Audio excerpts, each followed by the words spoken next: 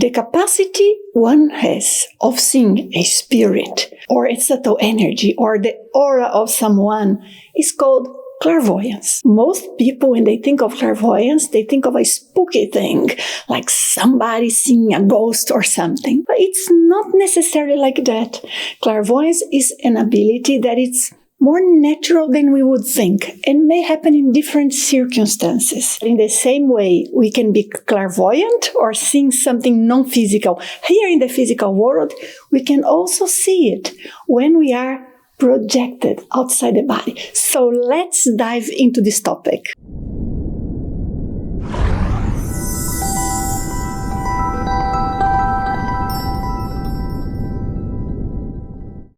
Hello, thank you for being with me. I am nancitrivellatoenglish, one of the instructors and researchers with the IAC International Academy of Consciousness.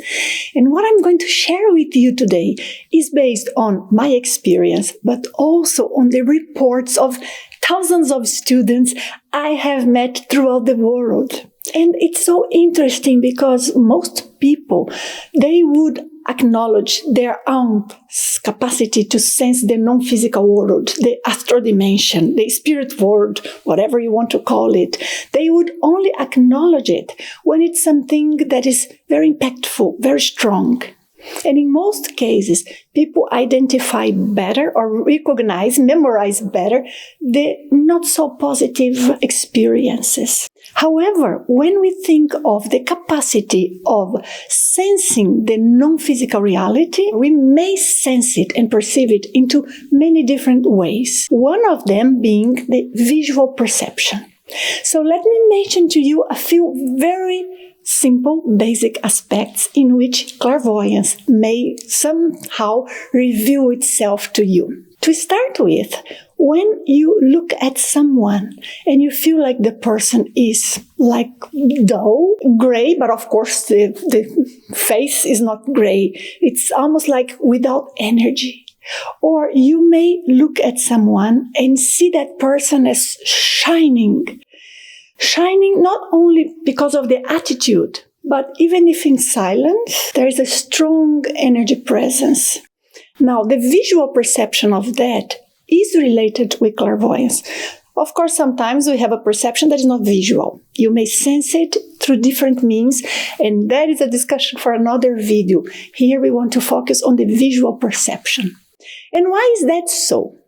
That we perceive visually like this? Because when we see a subtle energy, like the energy from our chakras, or the energy from the plants, energy from nature, the subtle energy of living things, most of the time our brain is going to pick it as a color or some sort of illumination or darkness, even though our physical eyes are seeing things with the illumination that they have, with the color that they have, but it's almost like we have a superimposed image on the reality we are seeing with the physical eyes, and then we have that perception. Many of you may remember of moments when you were a child and you would have the impression that you would see something like quickly passing, almost as if it were in your peripheral vision. And we tend to say, oh, it was nothing. Yeah, perhaps it was nothing, but perhaps we were seeing something. I mentioned this specific example because this is what used to happen to me. And many times I would not only see like quick figures passing by, but I would hear. And most of the times I would tell myself, this is nonsense, there's no one here. Oh. And I couldn't figure out what was going on. I didn't have anyone teaching me that in my family or talking about that. That's probably the case of most of you. What happened is that with time, we tend to just kind of repress that ability on us. We feel like, okay, now I'm mature, I don't have that anymore. And for some people, later on in their lives, they may, when they repress it, start to recover this ability. But most of them, they will be afraid of it. Not all, of course, but most. Why? Because when we experience this ability as a child, we tend to feel a bit confused. Most of children, at least. Why?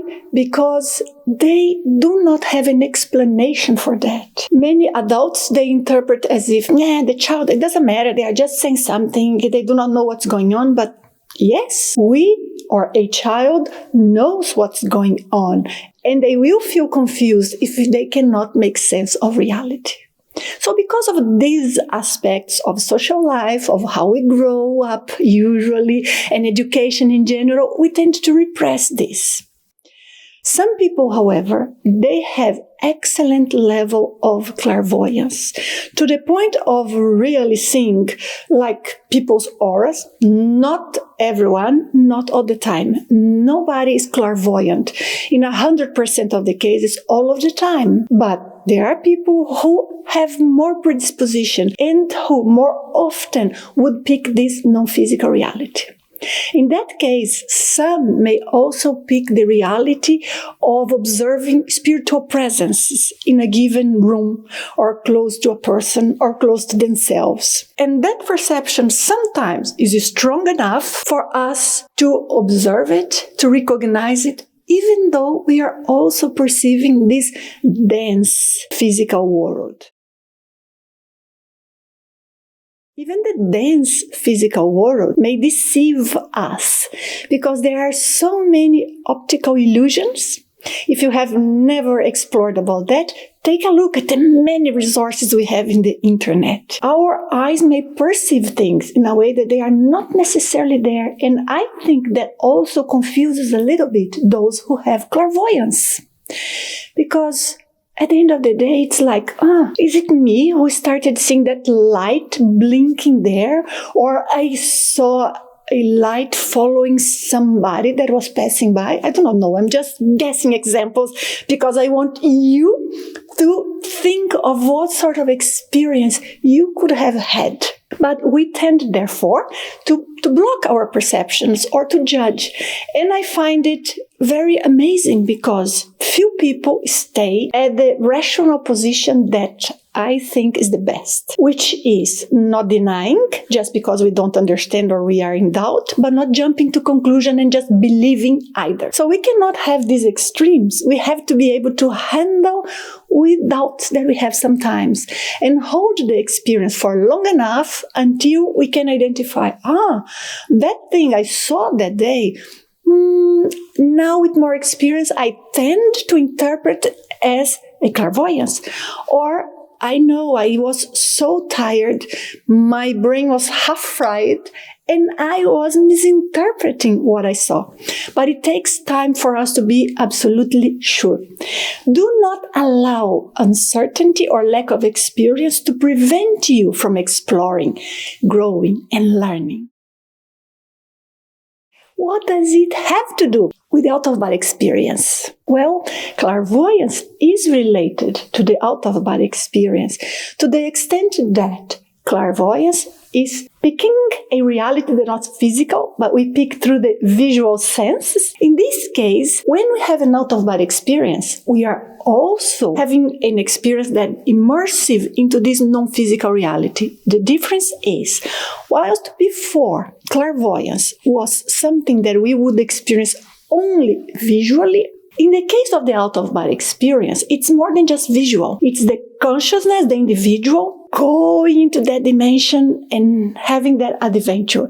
So beyond just seeing, when we are projected, we may have out-of-body experiences in which we are in an environment that is more subtle, that is more vitalized in terms of healthy, pungent energy, or we may be in an environment that is more common to us.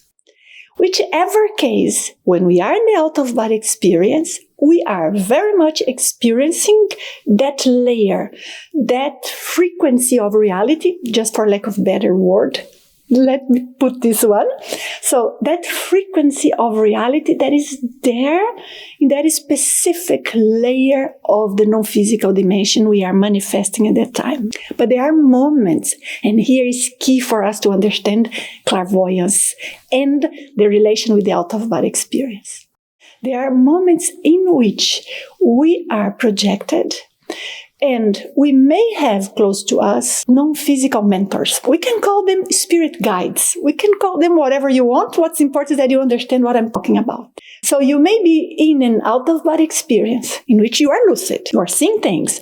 You may be even communicating with consciousness that you are seeing there. But for whatever reason that we are not going to create here in this video an example, but let's say for a moment you have to act.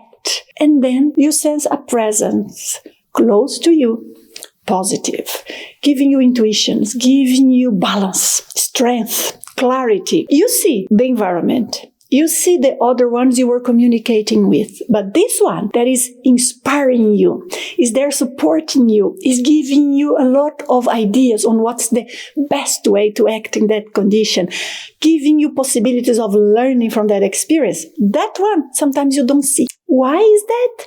Because often we will have like spirit guides or non-physical mentors who will be subtler than many or most of the non-physical consciousness, the spirits. And what happens in that case is that we are going to see what is in the same level or denser. We do not see what's subtler.